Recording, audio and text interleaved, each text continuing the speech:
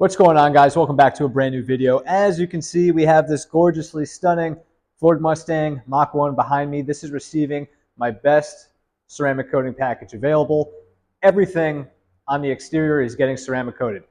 The paint, the wheels are receiving System X Max, and System X glass is going to be applied to all of the exterior glass as well. Now, this Mach 1 is obviously in really good shape, but with all ceramic coatings, we know how important it is to prep the vehicle properly. This is going to receive a full wash, iron decontamination, clay bar, and a minor one-step polish. With all of my ceramic coating customers, I always ask them if they have any concerns for the vehicle. This customer is not concerned about any notable swirls or scratches, but as we know, when applying a ceramic coating, it's very important to go over the whole vehicle and maybe remove any paint imperfections that we possibly can. Now, even though the customer has already told me that there are no swirls, no scratches that they are aware of, obviously as a detailer, us detailers, we kind of have an eye for this. And upon bringing it into my garage, I noticed that there are some fine little scratches and also a little bit of water spots, some water etching. So obviously a nice little minor polishing, not so much a paint correction, but more of like an enhancement, will definitely brighten up this paint a little bit and remove those little imperfections so we can lock in the best shine possible.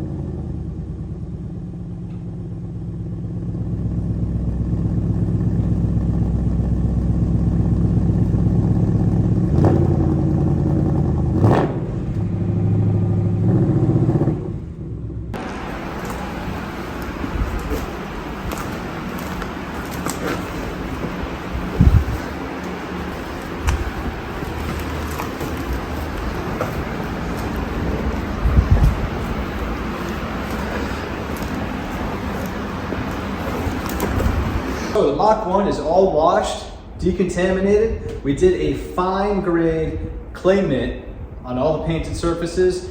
After drying the vehicle, I am noticing that there are some stubborn little particles in the paint, which might most likely be iron contamination, just really stubborn iron contamination that's just still embedded in the pores of the paint. All right, so I've got my clay bar here. I have my clay lube. This clay bar, if you've watched some of my other videos before, hopefully you have, I'm a huge fan of Meguiar's clay kit. There's just something about their clay kit that I feel really good about. The consistency of their clay bar is perfect for light contamination and some pretty aggressive heavy contamination as well. It has a great consistency to it, and it's great. I'm a big fan of it because really, I mean, it doesn't induce any marring. It's really difficult to induce marring with this clay kit, and it's no wonder why it's so successful and has been around for a very long time. Meguiar's also makes a professional line of detailing products. This is technically not a professional grade clay bar of theirs.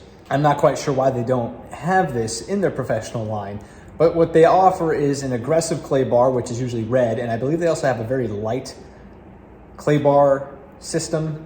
I think it's usually light blue, which might be a lighter consistency of this. But this clay kit, it's the perfect mix, and I'm pretty sure it will do a good job at removing some of the stubborn particulate stuck in the paint. Now for clay lube, I use pretty much whatever I have on hand. Most rinseless washes you can use as a clay lube. You can use water as a matter of fact, but most rinseless washes do add a little bit of lubricity to the water, because if you just use water alone, sometimes what you can find is that the clay bar will stick to the paint, and we don't want that. We want it to glide nicely across the paint surface, and this way we don't add any smudges to the paint. So I'm gonna mist this on here. Obviously, I'm not concerned about claying the decal in the middle of the hood. And as you can see, it's brand new, nice and clean. I kneaded it into a nice little patty here. I'm just gonna gently apply pressure to the painted surface and glide it across. There's really no science behind this. You just wanna make sure you have a lot of lubrication so that you can just glide the clay bar across the paint with ease. Might be hard to pick up, but you can kind of see a faint brown or oranginess, and I'm pretty sure that's more iron contamination that was left behind.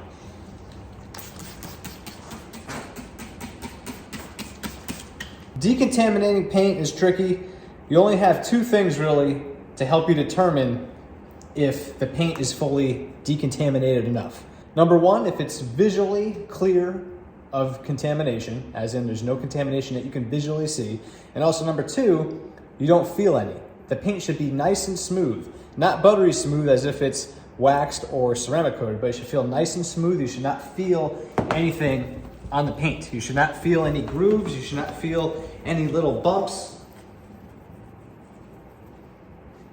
And when you're clay barring, you should be able to feel if there's anything left behind.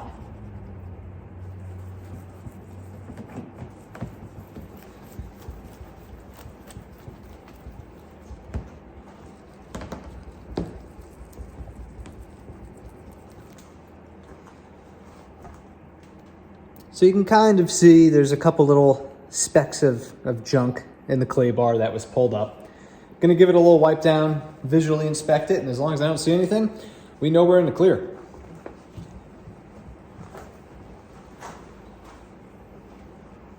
This side of the hood is pretty much all decontaminated. I'm gonna attack the other side of the hood, make my way around the car, and we'll go from there.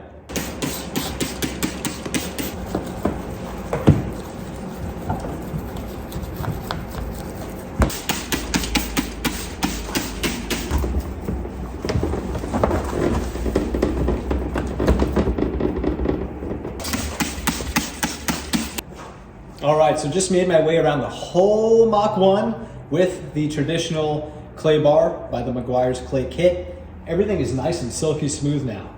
Exactly what I was looking for. Now it's time to do a little bit of polishing. I really want to focus on this hood area. So if you've been watching me for a while, One step for me, I know everyone has a different definition for one step. To me, a one step is using the right pad, the right compound with whatever polisher you want to produce the best result possible in one step, removing at least 80–90%, maybe 70%, depending on the vehicle, of defects in the paint without following up with another step. That's the whole point of doing a one step. Usually, you use a really aggressive compound, a really aggressive pad to really chisel out some really stubborn defects. And sometimes as a result of that, you have to follow up with a polish to refine the paint because that aggressive method, although it removed the deep defects, marred up the paint a little bit. This is tried and true for me for most situations. Menzerna medium cut polish, virtually no marring left behind, especially with an orange pad. As you know, orange pad is like middle grade. It's aggressive enough to remove stuff, but it's not too aggressive where it mars the paint in most applications. Almost all brand new vehicles and vehicles that are almost in new condition. Throughout the detail process, I am mostly always using brand new pads on a buffer polisher, which is kind of nuts. Almost always, and almost always 99% of the time, brand new towels. Always use brand new towels because we have a brand new vehicle and we're trying to perfect it as much as possible. We do not want to induce any swirls or scratches. Just use brand new stuff, especially when it's a higher end customer, higher end service. Why not? Give it the extra mile, give it the extra effort, and this way it'll all tie in together at the end and it's gonna look absolutely phenomenal. You guys know me, I'm a huge fan of my DeWalt cordless. No cords, no hassle, no problem. We got some compounds scattered about in there. I'm gonna dab it on the hood, spread it about, and then we're gonna give it a nice one-step polish.